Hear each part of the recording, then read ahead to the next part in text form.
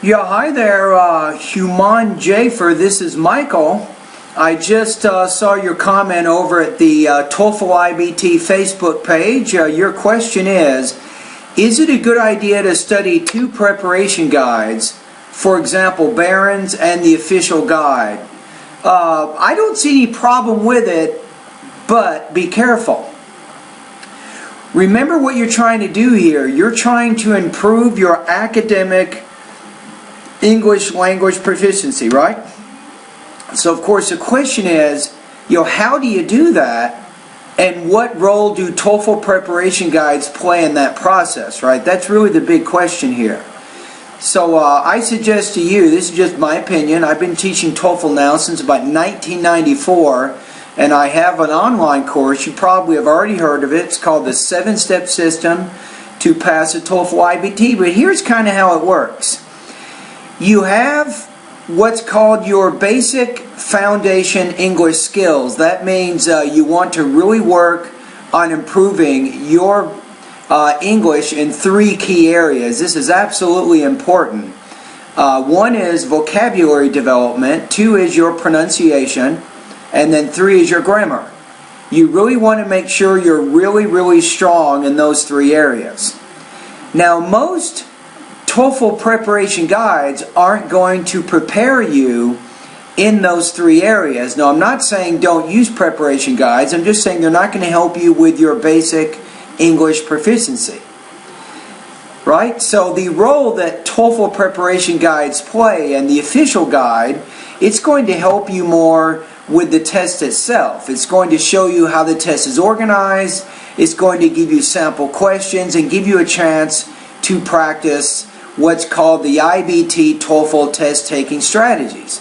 Now that's important, but those IBT TOEFL test-taking strategies are not going to be learned. You have to have the basic English proficiency first before you can apply these TOEFL test-taking strategies that you might be learning in your preparation guides. Does that make sense? So I would suggest to you is, and Humam, I've talked to a lot of students that I teach and students elsewhere, a lot of students who get over 100 on the TOEFL IBT, they do not study TOEFL preparation guides for very long. In fact, a lot of these students did not use TOEFL preparation guides for more than 3 or 4 weeks. However, they still got over 100. So how is it that these students, Humam, got such high scores without using preparation guides for very long? So the common denominator with all these students is this. They all used English for several years before they took the TOEFL IBT. What they did is they read a lot, they watched a lot of TV, they spoke a lot of English, and they did this over several years, and they were able to get very high scores without using preparation guides for very much. So my suggestion to you is before you spend too much time on a TOEFL IBT preparation guide, make sure that you have your foundation English skills in your vocabulary, pronunciation, and also your grammar. Once you've done that, then you can probably do a couple of other things. You want to spend time reading about an hour a day, every day for several months. You can read longer books, magazines, and newspaper articles. It's very important. This kind of extensive reading really helps you learn to concentrate in English, and that's absolutely important for the IBT TOEFL exam. Secondly, you want to also spend about an hour a day listening to authentic listening materials. You might watch TV programs, for example. You can concentrate on things like news programs, documentary programs, history programs, maybe science programs. That's also good. Now, once you've done this for several months and you feel like you have very strong academic English skills, then the next step is to get a hold of a preparation guide and start learning the test itself, get familiar with the different question types in either the listening, speaking, writing, and the reading areas of the test, and then you will be ready to take the IBT TOEFL exam.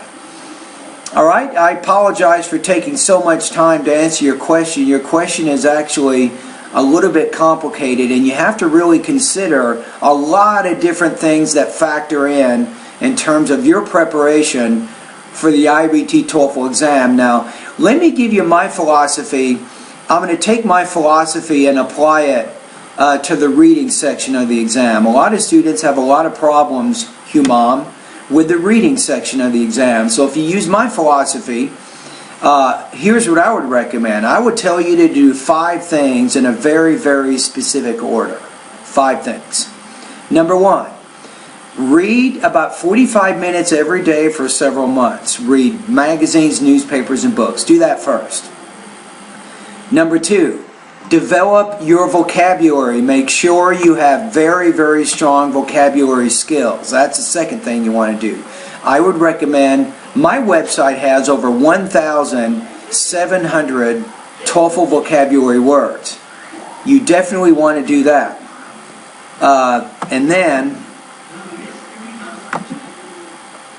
And once you have pretty good vocabulary, remember that, Humam, to build your vocabulary is probably going to take you several months to really have that good base there.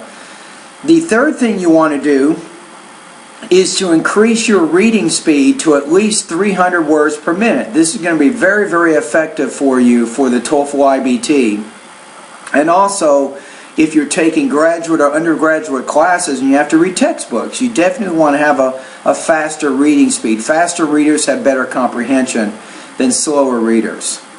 Right? So once you've done that, then you're getting into what's called the IBT test-taking strategies. For example, in this case, for the reading section, you want to be familiar with the different IBT reading question types and the strategies for answering them. And then finally, this is when you begin taking TOEFL level reading practice tests. So now you get a chance to use the skills you've learned, to use the English you've learned and apply it to some of these TOEFL exams. Now, once you take a TOEFL practice test, you want to make sure you do proper analysis of it, which means when you're done, really pay attention to which answers you're having more difficulty with and try to figure out why you're missing those particular questions. So, this is just my philosophy, Humam, is you got to think more on the global, bigger level first. What is it that you need to do to build your overall academic English skills? Make sure you do that before you start using a lot of TOEFL preparation guides. That would be my own advice. And that my philosophy and my approach is, my philosophy will help you get a high score, of course, but more importantly, it will help you learn to use English. You'll be able to use English for the long term if you're in a graduate course or undergraduate course, or if you need English for your job. You have some very good, long-lasting, solid English proficiency skills that you can use, whether you need to read, whether you need to speak or write or listen or whatever. You'll be able to do very well in those areas. All right, anyway, thank you very much. I hope I've given you some good information and good work. Keep up the good work.